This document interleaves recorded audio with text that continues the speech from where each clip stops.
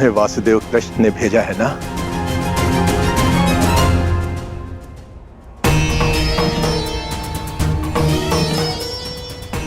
नहीं भद्र। यदि मैं मुक्त हो गया हूं तो अवश्य ही तुम्हें कृष्ण ने भेजा है, और जो तुम्हें कृष्ण ने नहीं भेजा अर्थात मैं मुक्त नहीं हुआ। अपना परिचय दीजिए भद्र। मैं विश्वकर्मा हूं, देवताओं का प्रधान वास्तुकार। जरासंध ने मुझे भी यहां बंदी बनाकर रखा था। कल रात्रि श्री कृष्ण ने मुझे सपने में दर्शन दिए। उन्होंने कहा कि वो मुझे स्वयं मुक्त कराने आएंगे, किंतु आश्चर्य वो नहीं आए।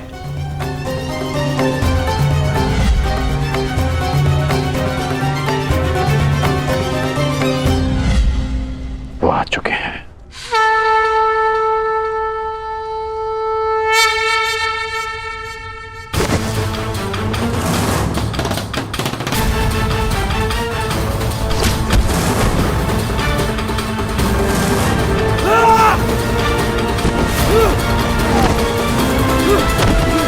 सबके सब मल थक गए।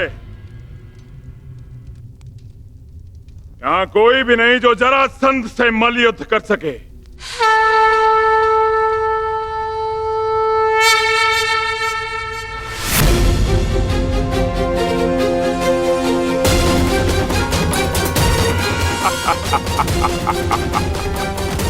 लो, अब ये ब्राह्मण मुझसे मल युद्ध करने आए हैं।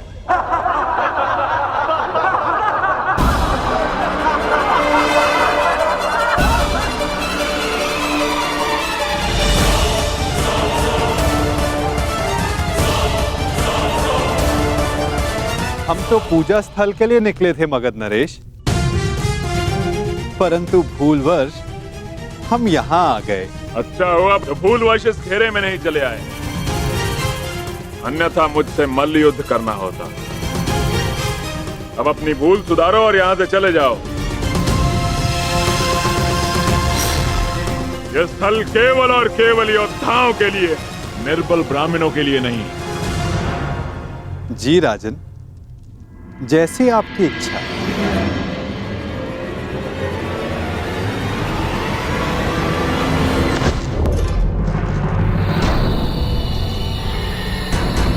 ये युद्धकांक्षी है।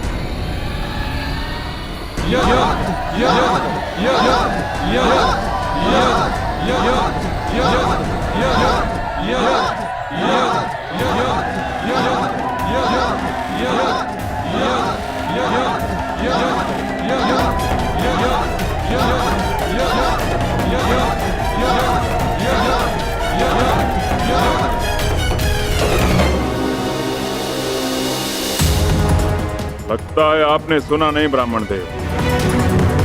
अब कृपया इस घेरे से बाहर चले जाइए, अन्यथा मुझे एक ब्राह्मण हत्या का पाप लगेगा।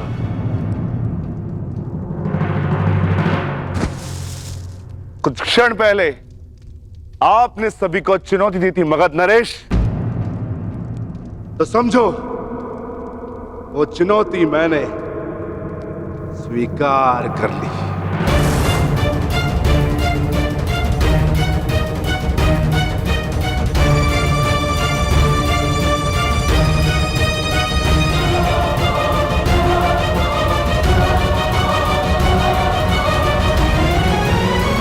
अद्भुत आत्मविश्वास है आप में ब्राह्मण देव, किंतु आज आपके साथ साथ आपका यह आत्मविश्वास भी टूट जाएगा। वैसे मल्ल युद्ध के नियम तो जानते हो ना ब्राह्मण देव? हाँ, जब तक एक योद्धा पराजय स्वीकार ना कर ले, युद्ध होता रहेगा।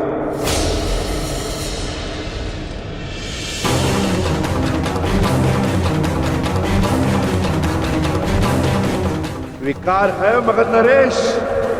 स्वीकार है।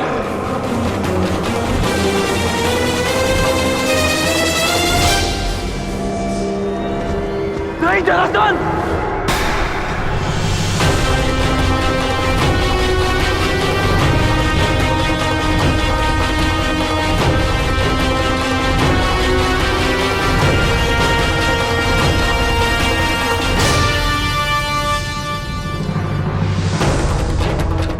ये चुनौती स्वीकार मत करना।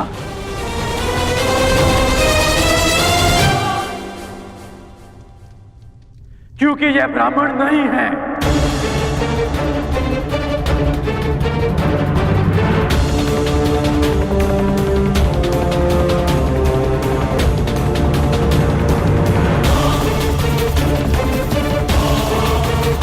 तो फिर कौन है ये? एक योद्धा को युद्ध से पूर्व अपने प्रतिद्वंदी का सत्य परिचय मिले, यही युद्ध नियम है। जिसने तुम्हें चुनौती दी वो वृकोदर भीम है।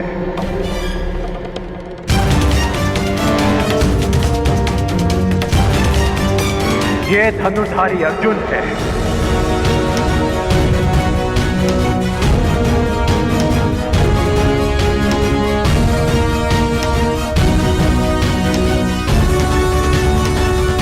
और भीम के पीछे जो खड़े हैं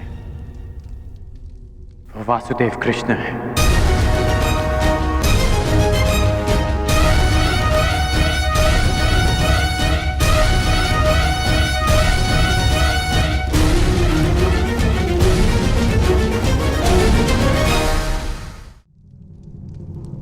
अब सत्य जानने के पश्चात तुम ये चुनौती अस्वीकार कर सकते हो। सत्य कहा अंगराज ने मगध नरेश। अब निर्णय आपका है। परिचय जानकर यदि भयभीत हो तो भीम द्वारा दी गई चुनौती अस्वीकार कर सकते हो।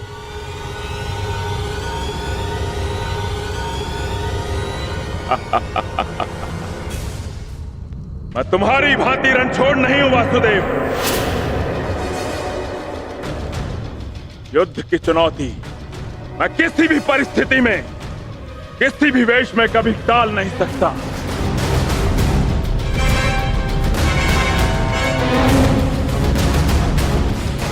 मैं इस चुनौती का अंत करूंगा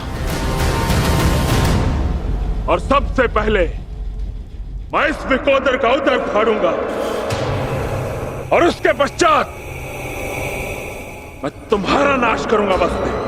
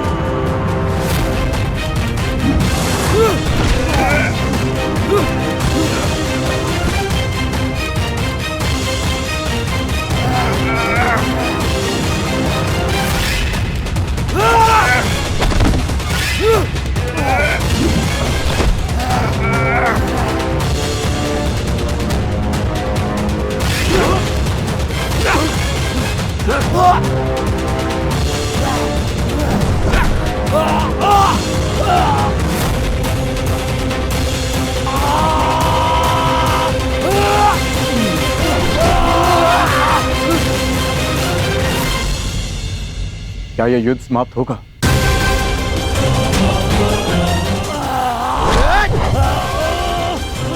जिसका प्रारंभ हुआ है उसका अंत भी निश्चित होता है पार्थ।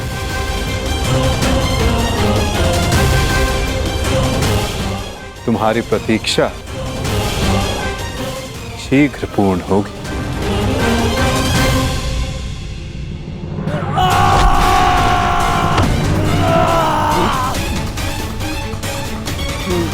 उठो जरासंध, युद्ध करो, उठो।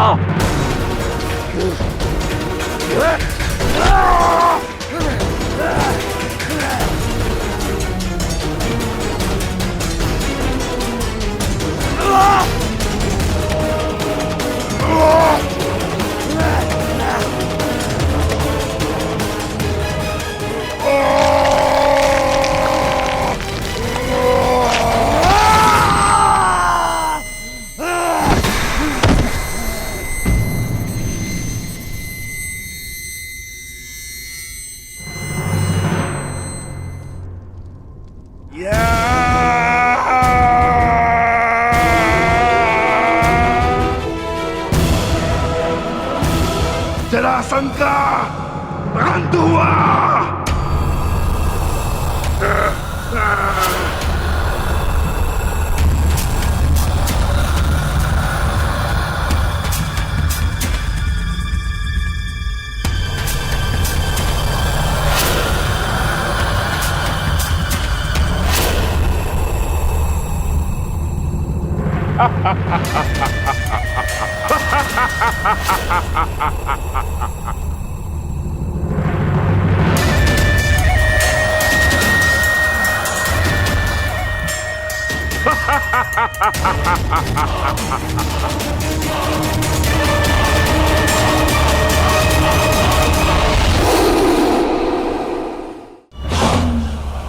मुझे चुनौती देने से पूर्व मेरे जन्म की कथा तो जान लेते। माता के गर्भ से 2 पिंडों में जन्मा मैं, मृत, और मेरे शरीर को वन में फेंक दिया गया। वहां जरा नामक राक्षसनी ने उन पिंडों की संधि करके जोड़ा और मेरा नामकरण हुआ जरासंध।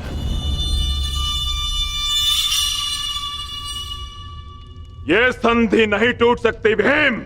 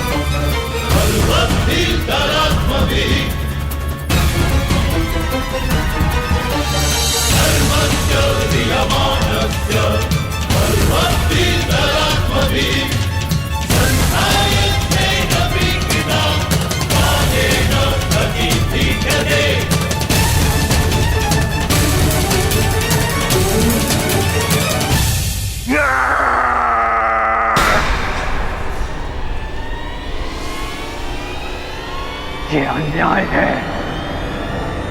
ये छल है।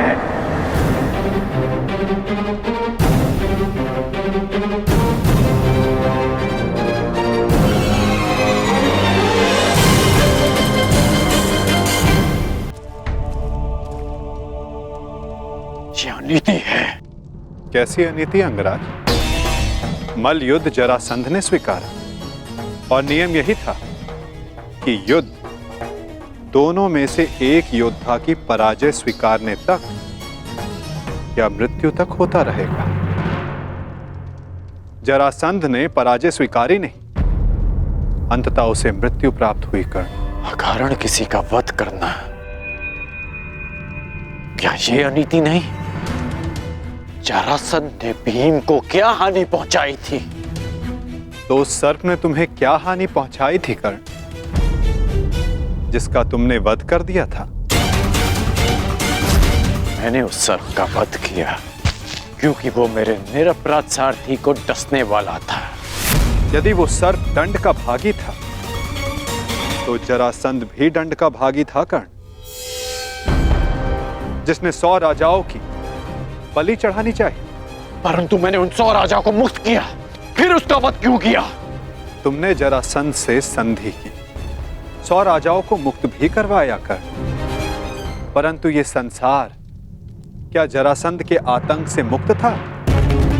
नहीं कर। तुम किसी की प्रवृत्ति नहीं बदल सकते मित्र। और जरासंध की प्रवृत्ति थी आतंक फैलाना, इसीलिए उसका विनाश आवश्यक था। मैं अपने ज्येष्ठ भ्राता महाराज युधिष्ठिर की ओर से यह घोषणा करता हूं कि आज आप जरासंध के आतंक से सदा सदा के लिए मुक्त हुए। महाराज युधिष्ठिर की जय, वासुदेव कृष्ण की जय, महाराज युधिष्ठिर की जय, वासुदेव कृष्ण की जय। हम सब आपके आभारी हैं महावीर अर्जुन। हम सब अपने आप को महाराज युधिष्ठिर के अधीन स्वीकार करते हैं। जो अधीन हो वो दास होता है, और हमें दास नहीं आपकी मित्रता चाहिए। महाराज युधिष्ठिर की जय, महाराज युधिष्ठिर की जय। इन लोगों ने अपना चयन कर लिया है अंगराज, और मुझे उस पल की प्रतीक्षा है जब तुम उचित चयन करोगे कर्ण।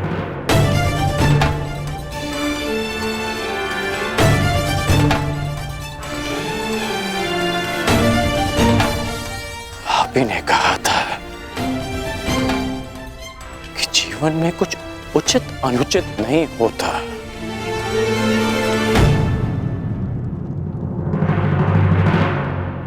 अब समझ में आया कि ऐसा क्यों कहा था। यदि कुछ है तो वो है कर्म, और आपके कर्म के परिणाम। और मेरे कर्म मेरी दृष्टिकोण में उचित हैं, और आपके कर्म आपकी दृष्टिकोण में। अद्भुत। तुम मुझे कभी चकित करने में असफल नहीं होते मित्र। प्रत्येक बार तुमसे मिलकर तुम्हारे लिए मेरा सम्मान और अधिक बढ़ जाता है। वासुदेव, मैं आपको सावधान करता हूं कि जिनकी सहायता और उत्थान के लिए आप ये प्रयास कर रहे हैं, कि जिनके पक्ष में आप मुझे ले जाना चाहते हैं, एक दिन वही आपका सम्मान भंग करेंगे, आपको लज्जित करेंगे।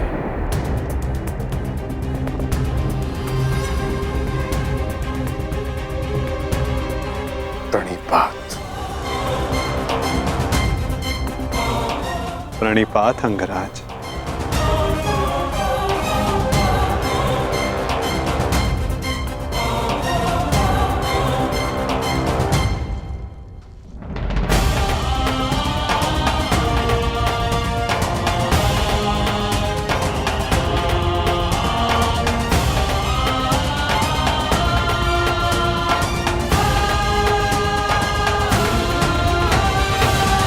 वासुदेव,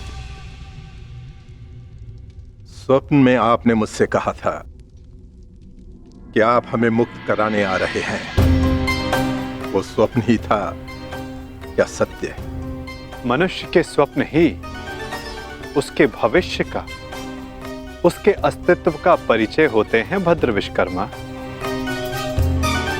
यदि मनुष्य स्वप्न देखेगा नहीं तो उन्हें पूर्ण करने की चेष्टा कैसे करेगा? स्वप्न हमें चेष्टा की प्रेरणा देते हैं।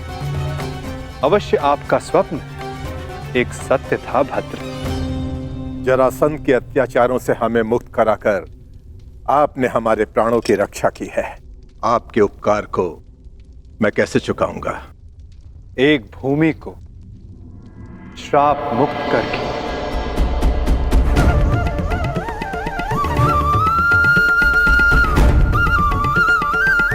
मैं? हाँ, क्योंकि जहां श्राप हो वहां पाप को जड़े बैठाने का अवसर मिलता है और पाप का तारण एक पुण्य आत्मा ही कर सकती है भद्र। यदि आप ये उपकार चुकाना चाहते हैं तो आपको युधिष्ठिर के राज खांडवप्रस्थ के श्राप को हरना होगा, और यदि नहीं तो भी यह आपकी इच्छा पर निर्भर करता है। निर्णय आपका है भद्र।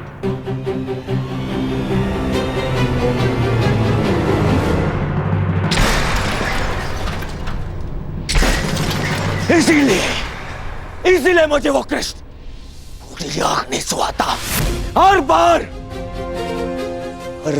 कुछ ऐसा करता है कि मेरा स्वप्न चूर चूर हो जाए। हर बार मामा श्री।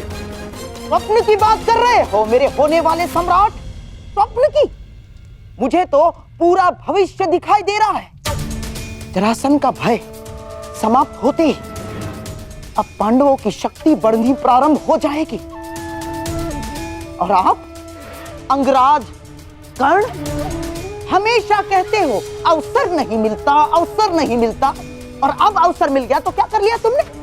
जरासंध जैसा महान बलशाली योद्धा मित्र खोया सो खोया, और वो 100 राजा वो भी पांडवों के पक्ष में चले गए। मेरा कर्तव्य जरासंध को हमारे पक्ष में करना था जो मैंने किया, परंतु वो राजा किसके पक्ष में जाएंगे इस विकल्प के चयन पर उनका अधिकार था, मेरा नहीं। विकल्प? अंगराज, कदाचित आपको ज्ञात नहीं होगा, शासक कभी भी प्रजा के सामने विकल्प नहीं रखता ना।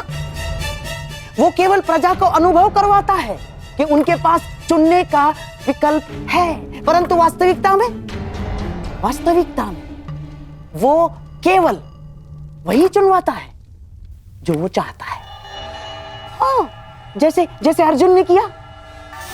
उन 100 राजाओं के समक्ष केवल एक ही विकल्प रखा, युधिष्ठिर से मित्रता। और आप उन्हें स्वतंत्रता की भेंट चढ़ाकर चले आए। परंतु अंगराज, इसमें तुम्हारा क्या दोष? ना, तुम्हारा कोई दोष नहीं है इसमें।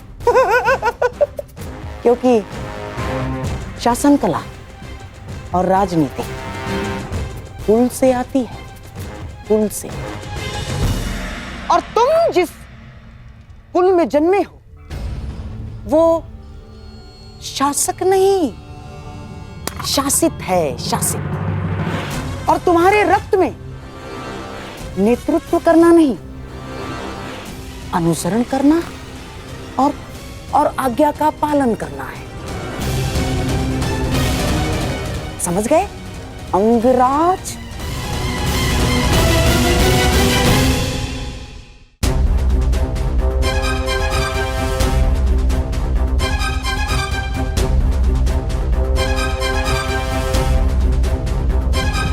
मुझे प्रसन्नता है कि मेरा जन्म उस कुल में हुआ जहां रथ चक्र बनाए जाते हैं, कुचक्र नहीं।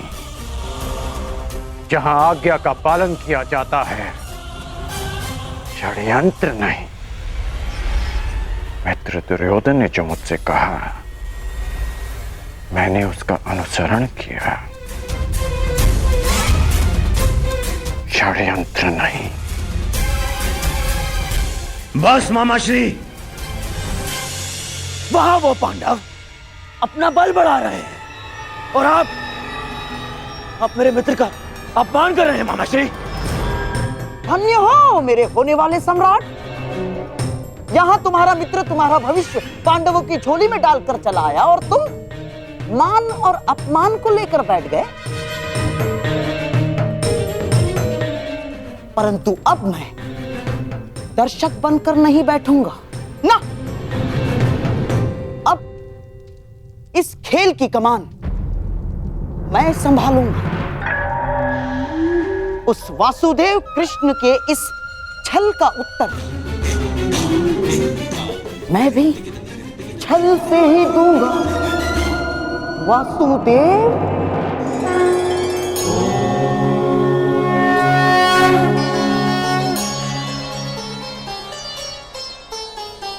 नारायणं नमस्कृत्य नरं चैव नरोत्तमं देवीं सरस्वतीं व्यासं ततो जयं मुदीरये।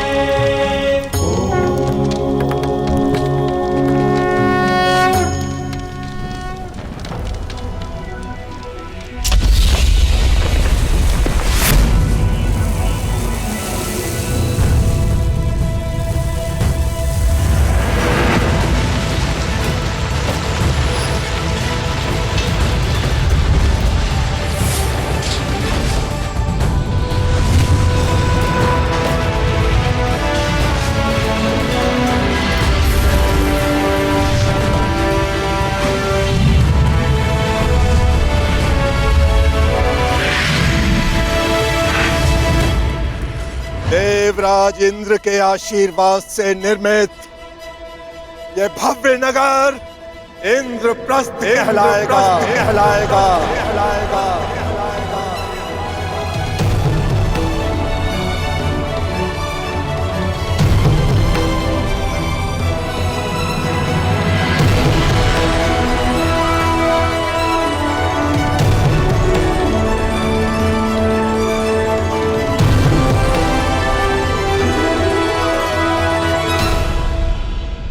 मैं ये इंद्रप्रस्थ धर्मराज युधिष्ठिर को भेंट करता हूं। मैं आपका आभारी हूं भद्र विश्वकर्मा। मैंने तो केवल अपने मुक्त होने का ऋण चुकाया है। धन्यवाद के पात्र तो वासुदेव कृष्ण है। मेरा आभार स्वीकार कीजिए वासुदेव। मैं युधिष्ठिर से धन्यवाद नहीं स्वीकार करूंगा।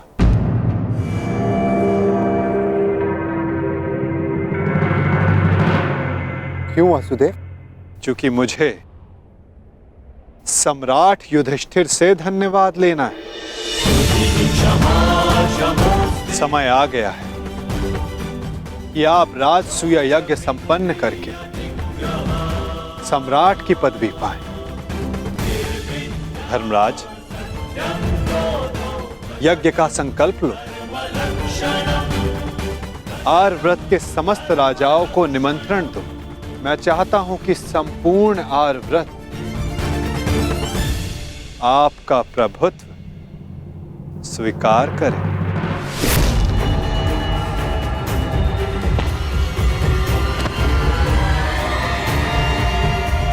वो महाअभिमानी भी जिन्हें लगता है कि पूरे संसार में उनका कोई तोड़ नहीं।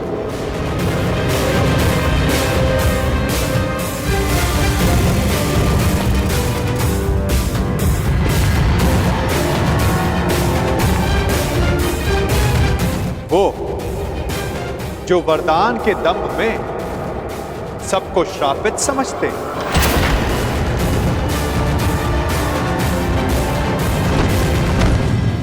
वो जिनका प्रारब्ध इस राजसूय यज्ञ से जुड़ा है। आइए आइए छेदी नरेश, स्वागत है आपका।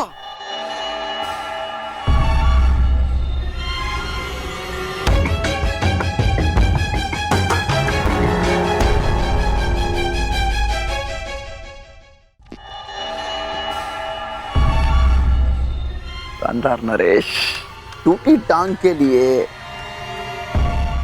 चिकित्सक से परामर्श ली या अब भी बतख की तरह ठिला के चलते हैं?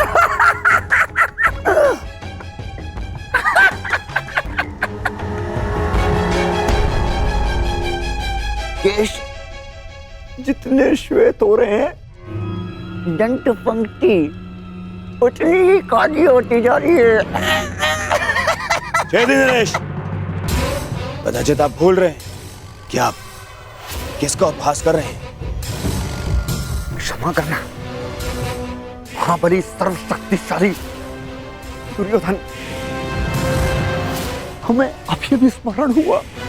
अभी उपहास तो आपका करना चाहिए। क्या?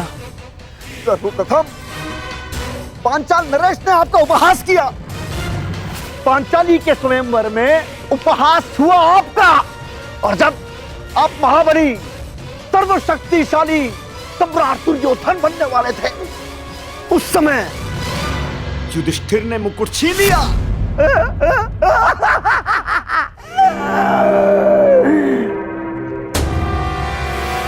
और जब तुम युवराज बने, तब तक युधिष्ठिर राजा बन चुका था। राजा! कहावत याद आई, धोबी का श्वान न घर का न घाट का। बस क्षमा करना, मत करना।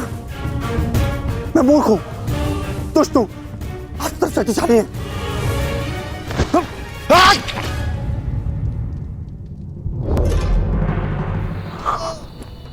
क्षमा करना।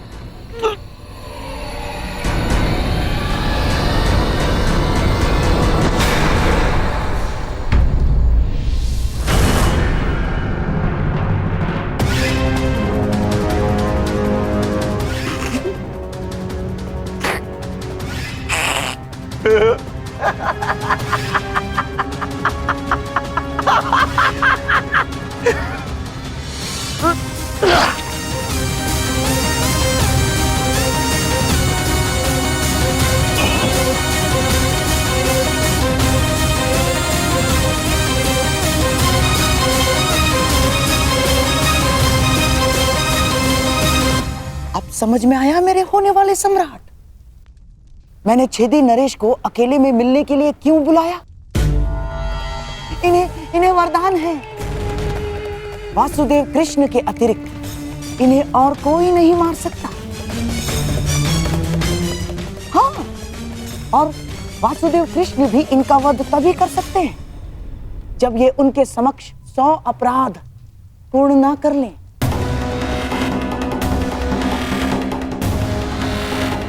उस वासुदेव कृष्ण के हर छल का उत्तर है ये छेदी नरेश शिशुपाल।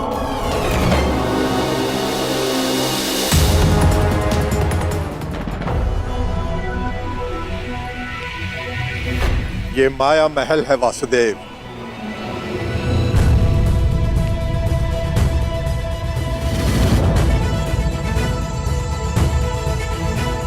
अद्भुत भद्र विश्वकर्मा, बहुत ही सुंदर भवन है। मैंने सोचा देवी पांचाली के मनोरंजन के लिए कुछ विशेष प्रयास कर लूं।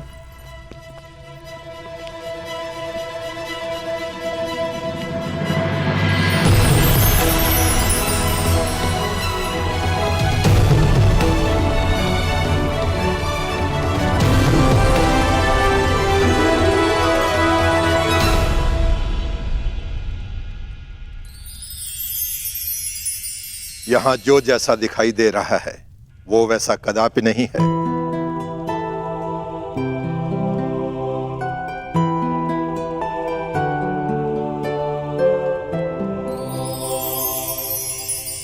गुप्तचरों से सूचना प्राप्त हुई है कि पांडव राजसूय यज्ञ करने वाले हैं और आप भी वहां जाएंगे। यद्यपि कृष्ण के मित्र मेरे स्वाभाविक शत्रु हैं, हाँ। परंतु पिता के आदेश के कारण जाना होगा। तो कुछ ऐसा कीजिए ना कि आपके स्वाभाविक शत्रुओं का प्रयोजन विफल हो जाए। नीति कहती है कि यज्ञ में निमंत्रित अतिथि का अतिथेय द्वारा अपमान हो जाए तो यज्ञ भंग हो जाता है।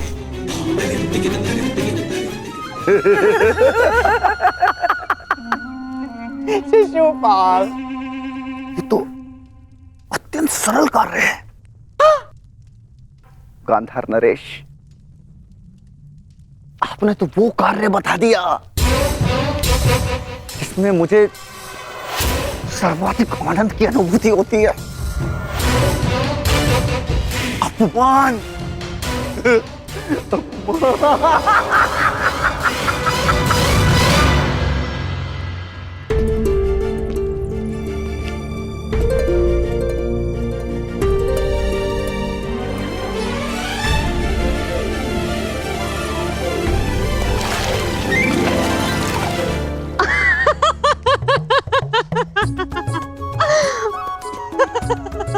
अद्भुत ना सका, जहाँ जल दिखता है वहाँ भूमि है और जहाँ भूमि दिखती है वहाँ जल।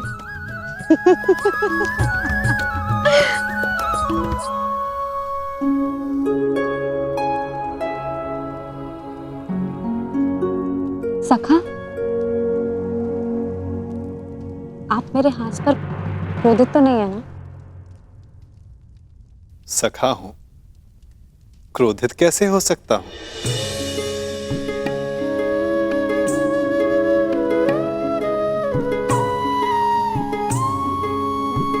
परंतु कदाचित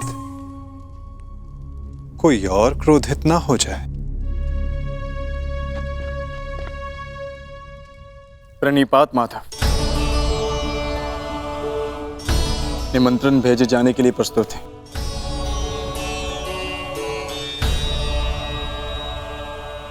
तो पहला निमंत्रण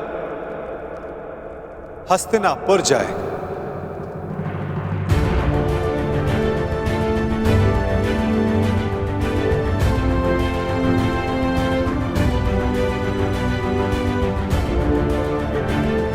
क्या हुआ पार्थ, कुछ व्यथित दिखाई देते हो? हाँ माता, शंका है कि क्या दुर्योधन यहां आना स्वीकार करेगा? उसे तो हमारी उन्नति तनिक भी नहीं सुहाती, और यदि वो यहां नहीं आया तो माता कुंती यहां अकेली कैसे आएंगी? प्रयास करना हमारा कर्म है पार्थ, और ये कर्म बिना परिणाम सोचे करना होगा। कदाचित फल हमारे हित में हो। मैं हस्तिनापुर निमंत्रण स्वयं लेकर जाऊंगा, क्योंकि केवल माता कुंती को नहीं, तुम्हारे कुछ और संबंधियों को भी यहां लेकर आना है।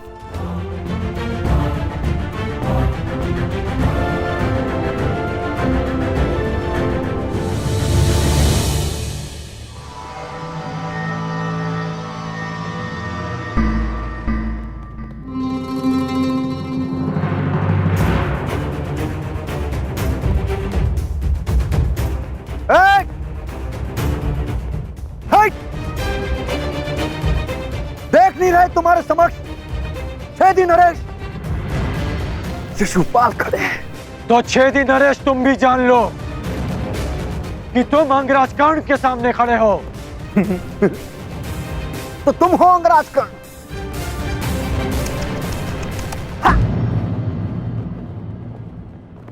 दान में बंजर भूमि क्या मिल गई? स्वयं को राजा समझ बैठा। भूल गए कि सूत का काम रथ की बागडोर संभालना है, राज्य की नहीं।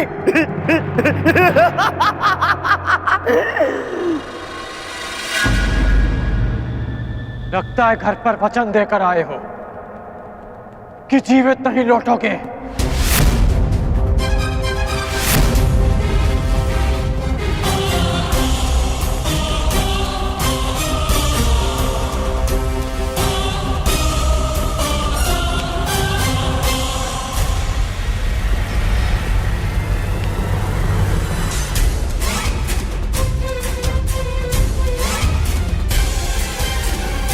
अरे मित्रगण, ये शिशुपाल है, ये मेरे अतिथि हैं और मेरे मित्र भी, और इस नाते से आप दोनों भी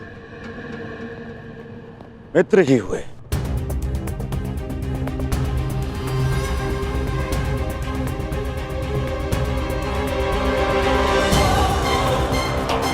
मेरा केवल एक ही मित्र है और वो हो तुम, और तुम्हारे अतिरिक्त किसी को मित्र बनाना होगा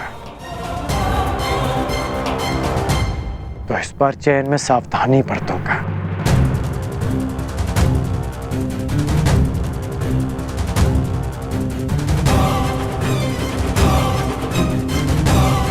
अपने अतिथि की मर्यादा में रहने की चेतावनी अवश्य दे देना मित्र।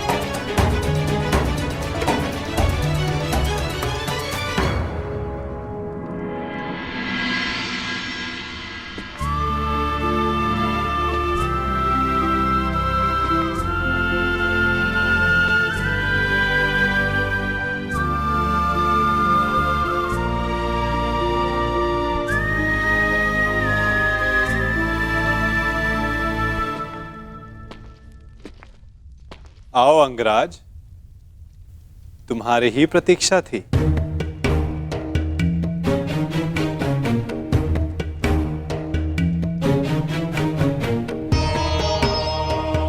क्षमा कीजिए वासुदेव, मुझे ज्ञात नहीं था कि आप भी यहाँ हैं। कोई समस्या नहीं मित्र, बहुत कुछ है जो अब तक सबको ज्ञात नहीं, परंतु अब सबको ज्ञात होगा। मैं वासुदेव कृष्ण इस सभा में उपस्थित समस्त जनों को अपनी और राजा युधिष्ठिर की ओर से प्रणाम करता हूं और उनकी ओर से आप सबको निमंत्रण देता हूं। कैसा निमंत्रण वासुदेव? अपनों को निमंत्रण आनंदो उत्सव के लिए ही दिया जाता है महाराज। आपने हस्तिनापुर का एक भाग खांडव प्रस्थ पांडवों को दिया और उन्होंने अपनी परिश्रम और योग्यता से उसे महान इंद्रप्रस्थ में परिवर्तित कर दिया।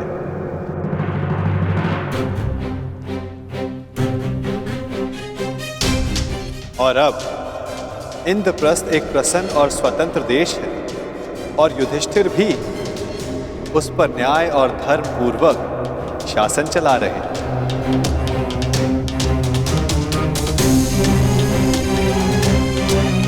मैं हस्तिनापुर को बधाई देना चाहता हूं कि धर्मराज राजसूया यज्ञ संपन्न करके चक्रवर्ती होने जा रहे हैं और उन्होंने सादर आप सबको इस यज्ञ के आयोजन में निमंत्रित किया है।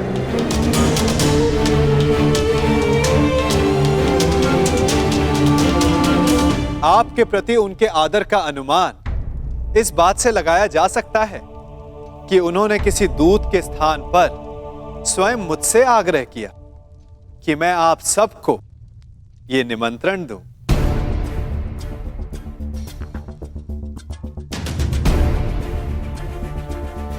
वासुदेव, यह जानकर प्रसन्नता हुई कि पांडव पुत्रों ने बंजर भूमि को इंद्रप्रस्थ बना दिया। महाराज, इस समारोह में हमारा सम्मिलित होना आवश्यक है।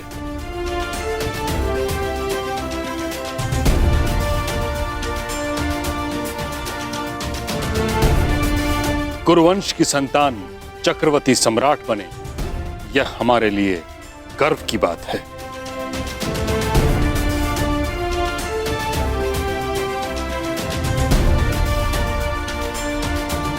ये कुरु परिवार के लिए अवश्य गर्व की बात है ताचरी, परंतु हस्तिनापुर यदि इस यज्ञ में सम्मिलित हुआ तो क्या यह राजनीतिक रूप से उनकी अधीनता मानने के समान नहीं होगा?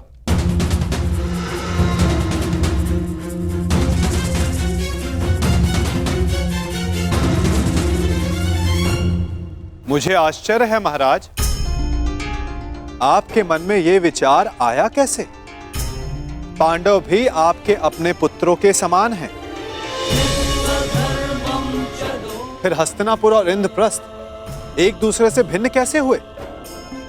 पांडव सदा आपका परिवार रहेंगे और आप सदा उनके ज्येष्ठ पिताश्री,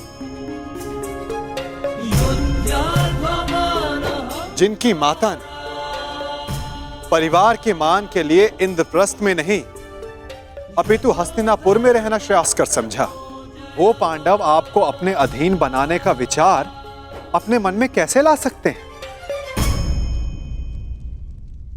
फिर भी निर्णय आपका है। आप चाहें तो पांडवों को अपना मानकर उन्हें आशीर्वाद दे सकते हैं,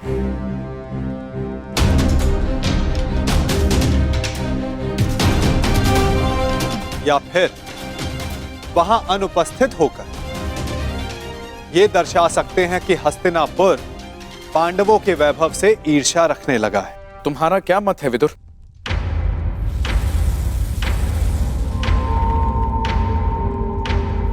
मेरा मत है कि यज्ञ में जाना उचित होगा।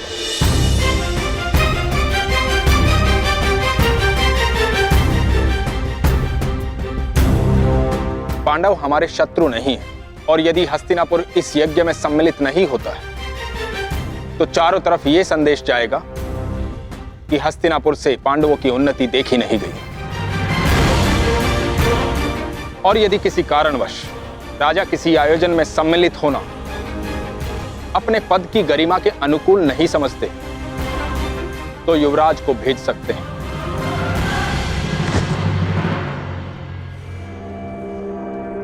यदि ताचरी और विदुर का यही सुझाव है तो हस्तिनापुर उस समारोह में अवश्य सम्मिलित होगा।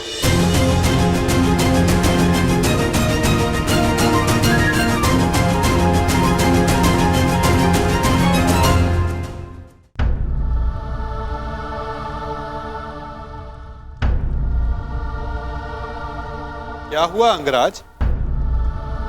प्रतीत होता है कि आपको इसमें कोई आपत्ति है। निमंत्रण आपके लिए भी है। नहीं वासुदेव, मैं उस यज्ञ में भाग लेना उचित नहीं समझता।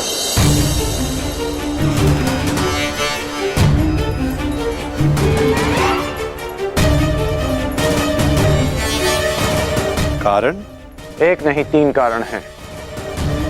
पहला, मैं युधिष्ठिर को सम्राट पद के योग्य ही नहीं समझता।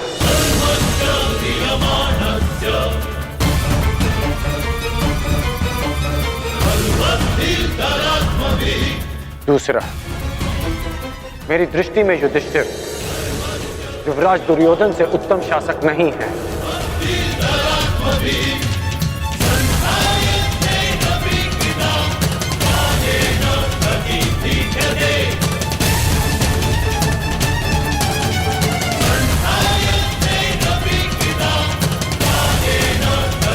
दुर्योधन।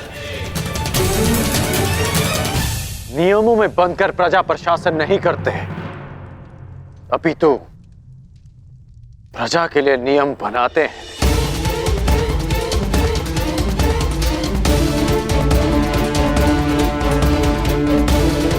और मुझे पूर्ण विश्वास है कि मेरे मित्र के राज्य में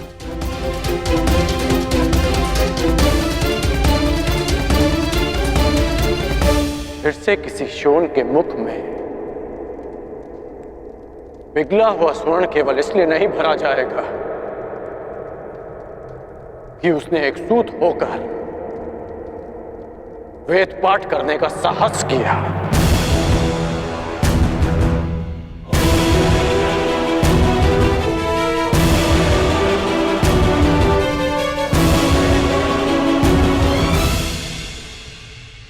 और तीसरा और सबसे बड़ा कारण, मैं धर्मराज के परिवार का सदस्य भी नहीं।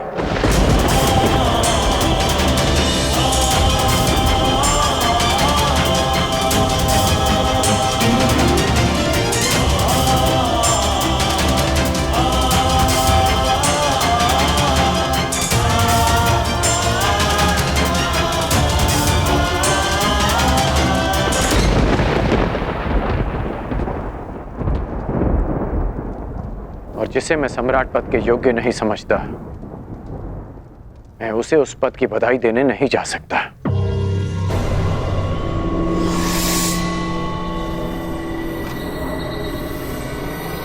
क्षमा कीजिए केशव कि मैं आपके इस निमंत्रण को अस्वीकार कर रहा हूं।